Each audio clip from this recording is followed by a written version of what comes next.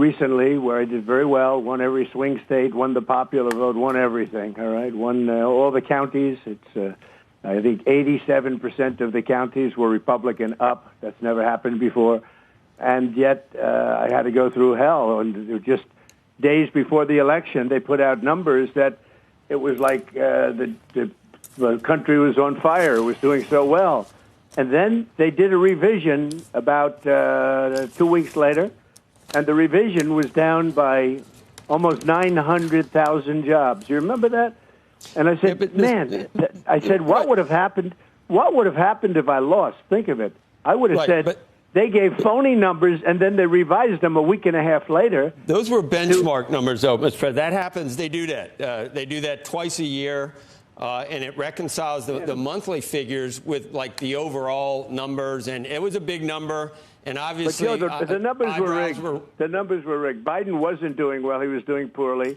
They announced these phenomenal numbers 2 days before the election. And a little bit before that, always these great numbers. And you knew it wasn't doing well. You knew prices were through the roof and inflation was terrible. The whole thing was bad. But think of it. Then they did the biggest revision, I think, in history, of almost 900,000 jobs. And it turned out to be more than that because later on they did another revision. And so they gave phony numbers in order to win the election.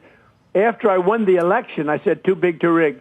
But after I won the election, then they announced a downward number, in other words, to bring them back to reality. And I said, wow, supposing I would have lost, I would have blamed that.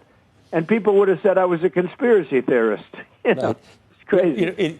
Elaine Chao was on yesterday, and I know, she was, I think she was labor secretary for 8 years under Bush too, and she was your transportation secretary as well. And she said, the commissioner doesn't really even get involved with the actual minutia of putting all these things together. And there's no way that it could have been, that she could have chosen to rig these numbers to make them look bad. And these are statistical changes based on this antiquated system, and it's just a big leap to go to rigged. And then it also, Mr. President, it makes anyone you pick is going to be, critics are going to say, hey, he's picking a guy that's going to give him or a gal that's giving him the numbers that he wants. So it undermines confidence in the system to some extent. You had, according to many people, all the rights in the world to try to replace a commissioner when it's hasn't gotten any better.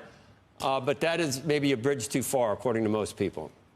Well, I think when somebody says the commissioner is not involved, I don't want to get into any arguments with